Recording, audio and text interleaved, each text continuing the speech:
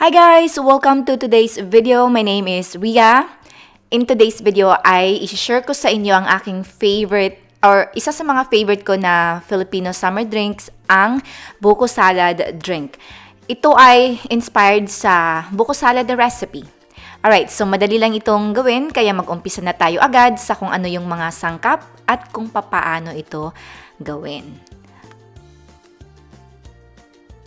So, kailangan natin dito ng condensed milk, evaporated milk, all-purpose cream, yung fruit cocktail, yung sa can, coconut meat, kaong, yung green na gulaman, unflavored ito, asin, at coconut juice. Sa lista ng mga sangkap, nasa description box yan below this video.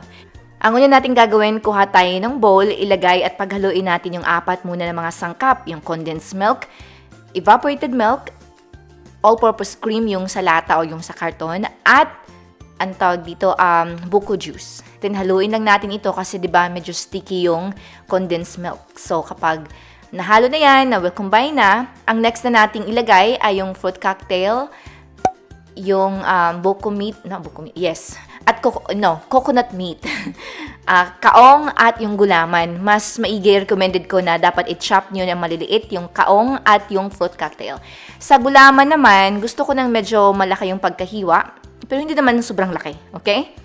And then, unflavored na gulaman. Any color naman yan. Then, nag-add ako ng more buko juice. And then, hinalo ko na muna ito. Make sure na natunaw na talaga yung condensed milk para matansya natin kung anong, para matansya natin yung lasa, kung gusto nyo ba ng matamis, hindi masyadong matamis. So, dito natin i-adjust sa part na ito.